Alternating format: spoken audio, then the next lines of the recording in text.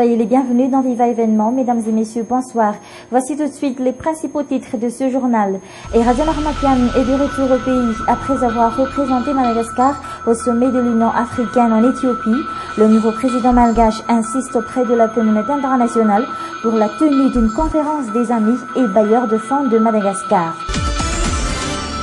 Le retour au pays de Marc Ravalomanana n'est pas une priorité pour le président malgache ni pour les 20 millions de malgaches. C'est ce qu'il a déclaré hier soir à son arrivée. La friperie spéciale bébé dans les marchés d'Antananarive, une bonne affaire pour les commerçants. On en parle dans ce journal. À l'étranger, l'opposition ukrainienne obtient le soutien de John Kerry, le secrétaire d'État américain, qui a rencontré leurs représentants ce jour à Munich, en Allemagne. Et enfin, la façade ouest de la France menacée par les inondations. 11 départements sont en alerte orange. Erasion Armakian est de retour au pays après avoir participé au 22e sommet de l'Union africaine à Addis Abeba en Éthiopie, une participation qui marque le retour de la grande île au sein de cette institution internationale. Mambabuka Fechanien, Inzara Ndiansou.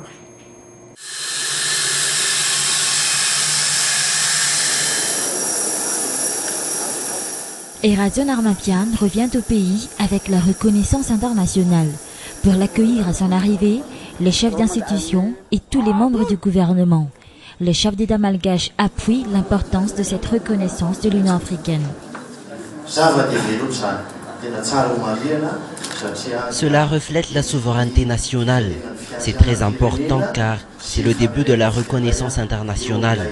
La SADC a aussi levé les sanctions prises à l'encontre de la grande île et la suspension en son sein de Madagascar. Le sommet africain était aussi l'occasion pour le chef d'État malgache d'insister sur la tenue d'une conférence des amis et bailleurs de fonds de Madagascar pour accompagner le pays dans son vaste plan de redressement. Nous avons insisté sur la réconciliation nationale à travers notre discours. La réconciliation nationale que nous devons tous respecter. Nous avons lancé un appel pour la tenue d'une réunion des bailleurs de fonds et amis de Madagascar dans un délai de 3 mois pour discuter du redressement du pays.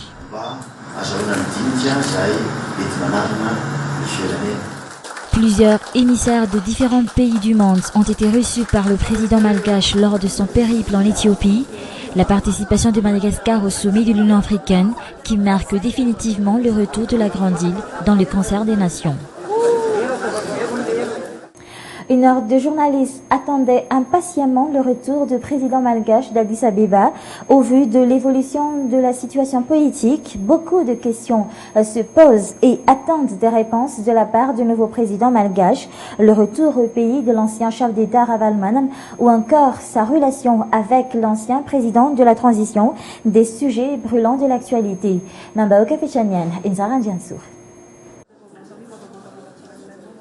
Les rumeurs parlent d'une rencontre entre le président Erasion Armakian et l'ancien chef d'État Marc Ravalomanana en Éthiopie. Rumeur démentie par le chef d'État lui-même qui a déclaré que son cas n'est pas pour l'instant une de ses priorités.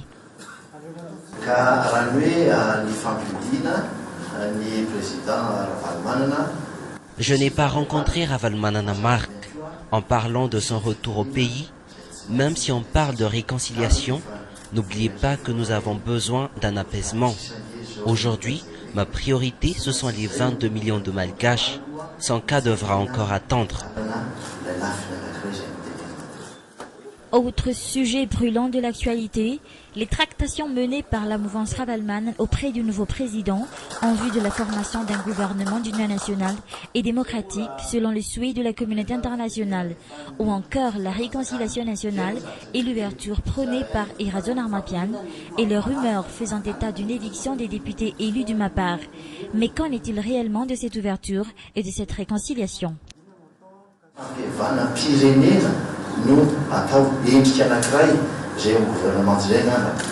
Nous allons faire une réconciliation nationale étendue sur tous les plans. Je ne vais pas encore parler de la nomination d'un Premier ministre. J'attends d'abord les résultats définitifs des législatives publié par la CES. Beaucoup de gens avancent déjà différentes lectures sur ce qui pourrait se produire, mais nous devons adopter une seule lecture et c'est ce qu'il faut suivre.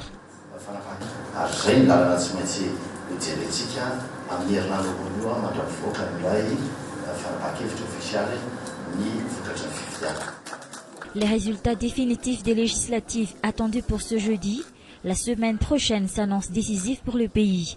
Autre question posée au chef d'État, la nature de sa relation avec l'ancien président de la transition.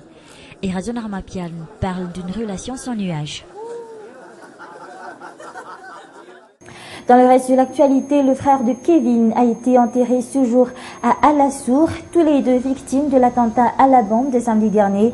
À Anous, pour leur rendre hommage et dans un élan de compassion, marchands ambulants et simples citoyens ont déposé des gerbes de fleurs ce matin à l'endroit même où ils ont été grièvement blessés et où la bombe a explosé. Et puis, la première dame de l'État, de son côté, a visité les victimes de cet attentat à la bombe à l'hôpital Agiara cet après-midi, après avoir accompagné le chef de l'État en Éthiopie. En ce début de mois, le marché hebdomadaire d'Ambodin-Souch connaît de grandes affluences. Et parmi les produits les plus prisés, la friperie spéciale bébé. Une bonne affaire d'après certains commerçants qui arrivent à écouler pas moins de 15 balles de friperie en une semaine. Une enquête cinéma à Tunjav. Des vêtements pour bébé pris d'assaut par des mères de famille. À midi, l'étalage de Loul connaît sa plus grande affluence. Pour attirer davantage de clients, cette marchande de fripes pour enfants déballe balles de fripes sur balles de fripes, achetées chacune à 440 000 arrières. En l'espace de 5 heures, Loul en est à 5e balle de fripes. Nous faisons le tri entre les vêtements encore en très bon état et ceux déjà usés. C'est comme ça que nous procédons. Des fripes encore en très bon état vendues à 2000 arrières chacune, des vêtements pour enfants de nouveau-nés à 8 ans.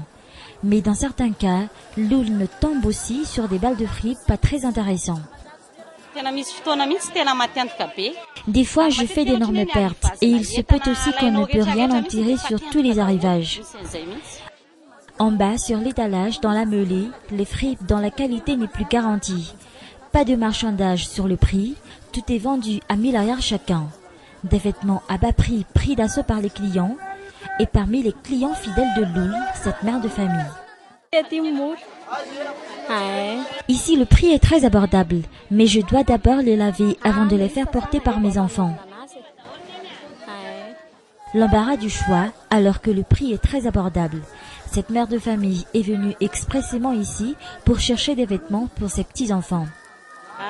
Il n'y a pas d'occasion spéciale. Je suis juste venue acheter quelques vêtements pour mes petits-enfants, des vêtements qu'ils vont porter en classe. Dans les magasins pour enfants, les mêmes vêtements se vendent entre 20 000 à 30 000 arrières chacun. Entre la fripe et les nouveaux vêtements, le choix est fait pour la plupart des parents. Des fripes pour enfants qui proviennent en majorité de la Belgique ou encore du Canada. Passons maintenant aux actualités internationales. Les intempéries en France. La façade atlantique était sous la menace de grandes marées et de fortes houles. Une situation très préoccupante. 10 départements sont en alerte orange. Néanmoins, les vents et les pluies ont été moins violents qu'annoncés. France 24. Saujon est situé à une dizaine de kilomètres à l'intérieur des terres de Charente-Maritime. Et pourtant, la Seudre commence à sérieusement déborder. De la pluie combinée à un fort coefficient de marée faisait craindre le pire, mais plus de peur que de mal. On s'attendait à ce qu'il y ait un petit peu plus. Donc dans l'immédiat, on est très agréablement surpris et on espère que ça va s'arrêter là. Voilà, hein, on ne peut pas prédire et puis on ne peut pas maîtriser la nature. Donc on attend qu'elle vienne à nous maintenant. Plus haut, en Bretagne, à Morlaix et Quimperlé, des magasins et des rez-de-chaussée ont certes été inondés, mais là encore, la situation est moins grave que prévu. On redescend sur Bordeaux, où l'eau a fait quelques dégâts, mais rien de bien méchant. Le rez-de-chaussée n'a pas été touché. On a simplement de l'eau dans le vide sanitaire, où il y a quelques installations techniques qui, après, on va les reconditionner. Plus loin en Aquitaine, l'océan grogne mais ne hurle pas encore. Les autorités appellent cependant à la prudence. Conseil de vigilance aux promeneurs et aux riverains qui auraient la tentation d'aller en bord de mer. Il faut faire attention. Donc des arrêtés ont été pris par les maires des communes du littoral et les forces de sécurité ont comme consigne de faire respecter ces arrêtés. Les vagues devraient en effet s'amplifier pendant la journée. L'accalmie ne devrait arriver que demain par le nord du pays. En Espagne, la contre-offensive des défenseurs du droit à l'avortement, elle dénonce le projet de loi du gouvernement conservateur qui vise à restreindre l'IVG, l'intervention volontaire de grossesse. Le texte restreint le droit à l'avortement, sauf en cas de danger médical pour la femme ou après un viol ayant fait l'objet d'une plainte. Des dizaines de milliers de manifestants participent à ces mobilisations, manifestations également à Paris et à Londres. Et toujours en Europe, les États-Unis et l'Union européenne se tiennent aux côtés du peuple ukrainien dans son combat. Déclaration de John Kerry, le secrétaire d'État américain, qui a rencontré ce jour en Allemagne des représentants de l'opposition ukrainienne. France 24. Munis de casques et de gros bâtons, ces activistes disent vouloir assurer la sécurité de leurs camarades. C'est dans cette clinique privée de Kiev que Dmytro Boulatov a été hospitalisé. On est venu ici pour soutenir notre ami, notre frère. Quand ce type de sauvagerie a lieu, pour moi c'est évident que les gens n'ont pas d'autre choix que de s'organiser en brigade d'autodéfense. Quand on en arrive à une telle situation d'anarchie, il faut se mobiliser à grande échelle. Dmytro Boulatov, 35 ans, est l'une des figures de l'opposition ukrainienne. Enlevé le 22 janvier dernier, il affirme avoir été torturé pendant une semaine avant d'être abandonné dans une forêt de la banlieue de Kiev. Sur ces images de la télévision ukrainienne, les marques de son supplice.